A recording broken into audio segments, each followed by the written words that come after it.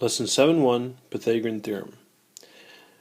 Pythagorean theorem states a squared plus b squared equals c squared. To be more clear about this, it means that if you take a leg and you square it and you add it to the other leg squared, you will get a value that's equal to the hypotenuse squared.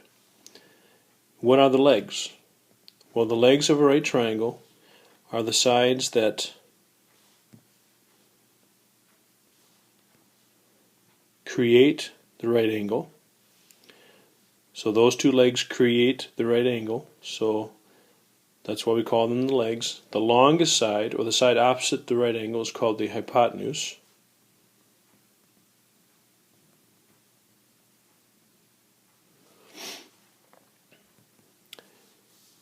Now let's apply this.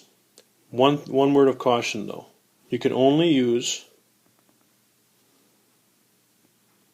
the Pythagorean theorem on right triangles. Okay? So let's try some examples. Now here's where and why we worked on simplifying radicals, because when they say exact form, we can't just write decimals. Now remember the order: a squared plus b squared equals c squared, but more importantly, the two legs squared. So the two legs are 6 and b. So 6 squared plus b squared equals 10 squared, the hypotenuse squared. So we get 36 plus b squared equals 100.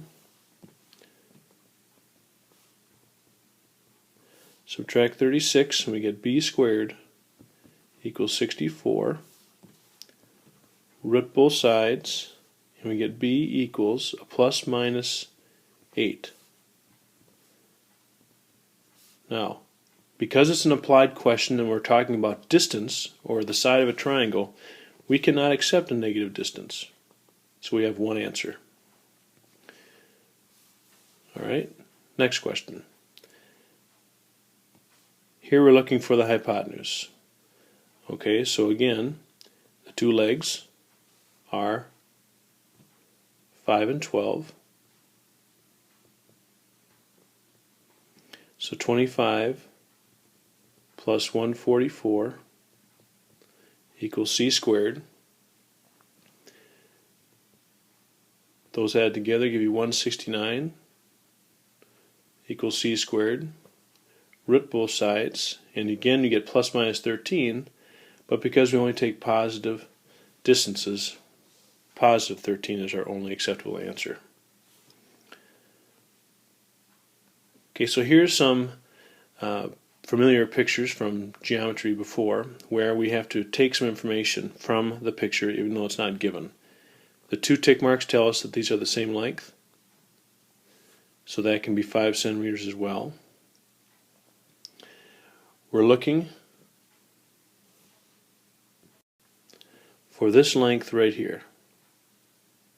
Now we have two right triangles here that we can use, but we have to understand isosceles triangles and a height that falls in an isosceles triangle to do this problem. The whole length is 8, so that means, based on the properties of isosceles triangles and a height, it divides the bottom in two. So we'll focus on this triangle right here. Again, the two legs in this particular case are 4, and the height, I'll say b. So we have 16 plus b squared equals 25. Subtract 16, and b squared equals 9. Root both sides and you get a 3. So a little bit of geometry needed for that one. Another one, we have again the two legs. Always aware of where that right angle is. So we get x squared plus 64 equals 144. Subtract 64, and x squared equals 80. Root both sides, and you get root 80. Now this is where our simplifying comes in.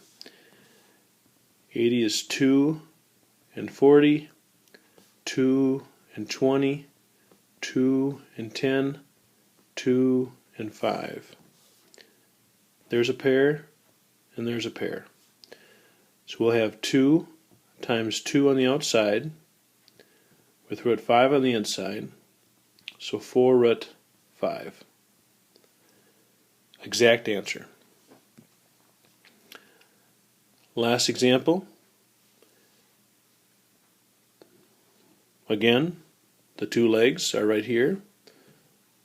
So 4 squared plus x minus 2, quantity squared, because it's a binomial, gives you x squared.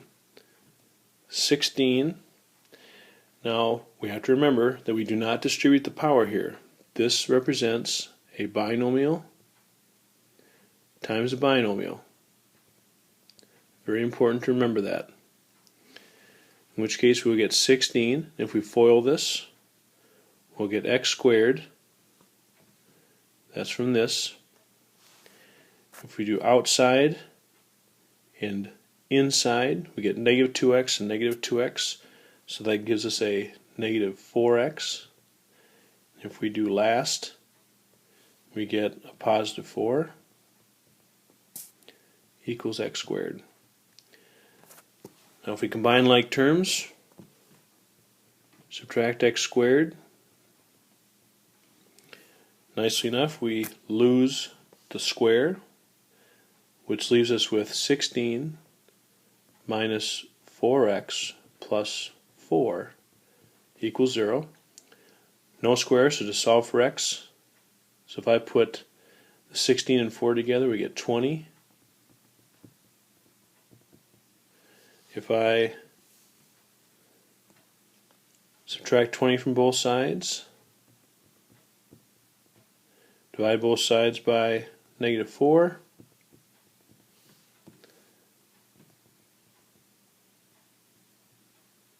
x is 5. And this ends Lesson 7.1, Pythagorean Theorem.